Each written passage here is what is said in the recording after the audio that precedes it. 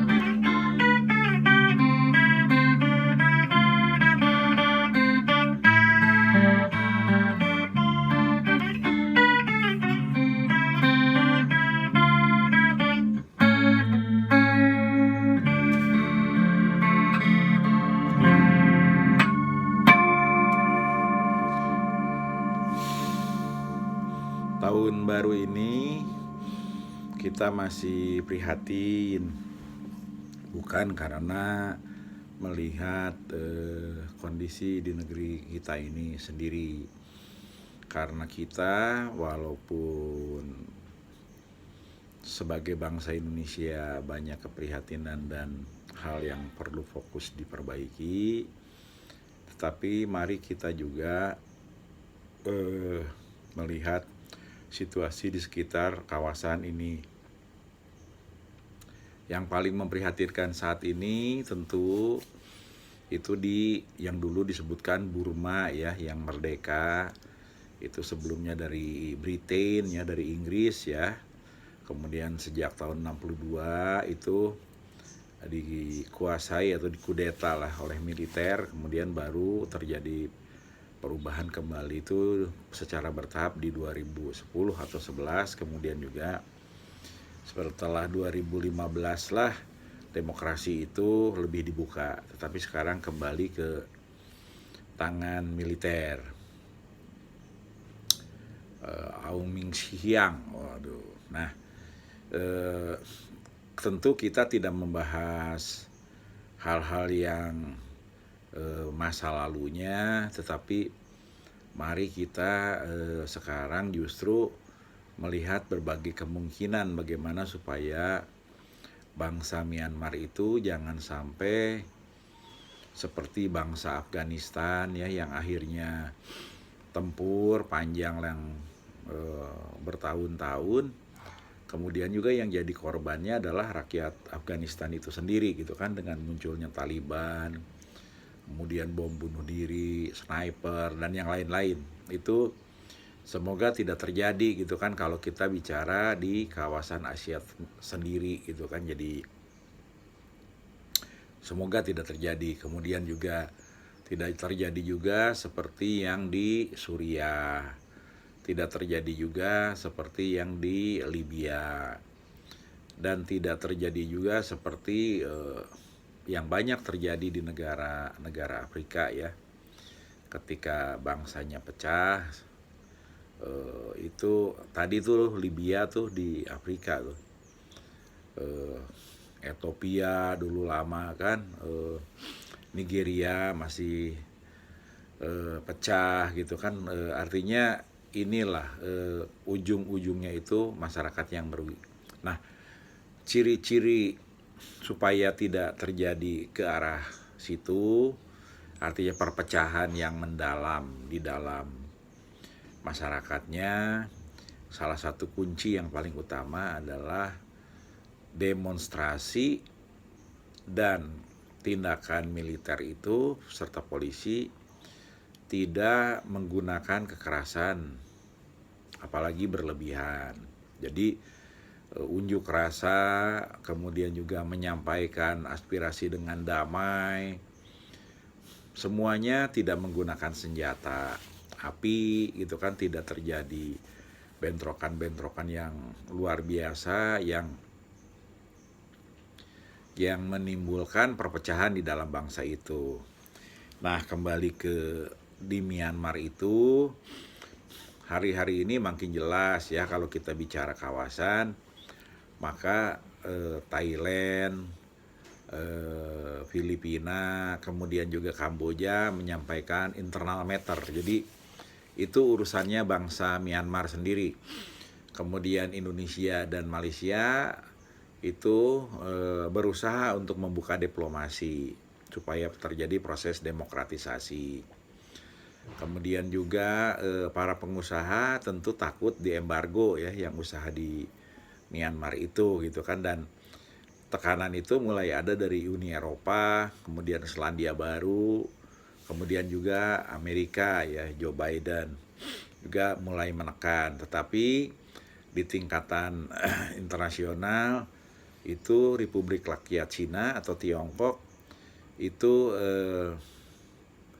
kelihatan secara nyata memperlambat proses, kemudian melunakkan resolusi Dewan Keamanan PBB menjadi hanya sebuah himbauan lah kalau kita lihat secara sederhana. Itu di dunia internasional.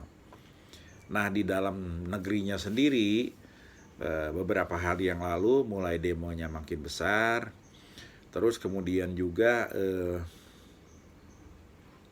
terjadi mulai ada yang ditembak gitu kan. Kemarin saya baca di media.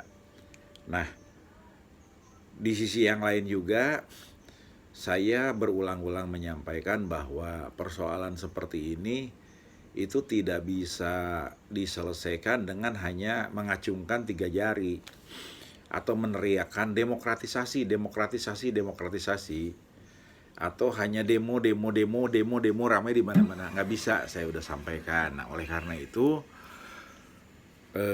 dalam komunikasi publik hari ini di tahun baru Imlek ya, saya justru menyampaikan masing-masing itu harus menyampaikan tuntutan dan agenda yang bisa dinegosiasikan supaya jelas bahwa kalian yang ada di Burma, di Myanmar itu tidak ditunggangi, tidak punya agenda dari tempat-tempat dan bangsa-bangsa lain yang bisa merugikan kalian sendiri, tetapi betul-betul berdasarkan realitas yang berkembang di sana. Sehingga saya mengusulkan misalnya, sebetulnya kalau militer kan menyampaikan demokrasi yang disiplin gitu kan, demokrasi yang teratur atau demokrasi yang tertata lah mereka, karena dasarnya mereka itu adalah terjadinya kecurangan dalam pemilu. Di seluruh dunia saya kira ketika proses demokratisasi itu hampir pasti tidak tertutup dengan terjadinya proses kecurangan itu. Pasti ada lah. Apakah itu kecil-kecilan, perorangan, kemudian juga signifikan mempengaruhi hasil pemilu tersebut, itu yang harus dibuktikan secara konstitusional, yang tidak bisa ketika tidak diteliti, tidak diinvestigasi, itu nggak bakalan bisa ketahuan secara nyata ya. Jadi di situ pentingnya proses konstitusional dalam menyelesaikan proses pemilu atau pemilihan apapun dalam sebuah negara yang demokrasi. Jadi bukan dengan kekerasan. Nah, di satu sisi juga misalnya pengunjuk rasa itu juga harus clear menuntutnya, tidak seperti yang saya ulang lagi, hanya mengacungkan 3 jari, mukul-mukul kaleng, demo di mana-mana, kemudian teriak-teriak demokrasi gitu kan. Tidak hanya itu, tapi sampaikanlah secara clear misalnya.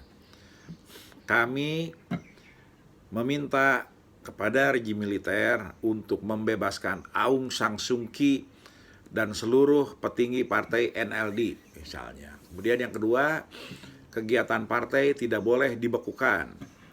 Kemudian yang ketiga, militer dan polisi tidak boleh menggunakan peluru tajam atau menggunakan tindakan kekerasan sehingga jatuh korban misalnya.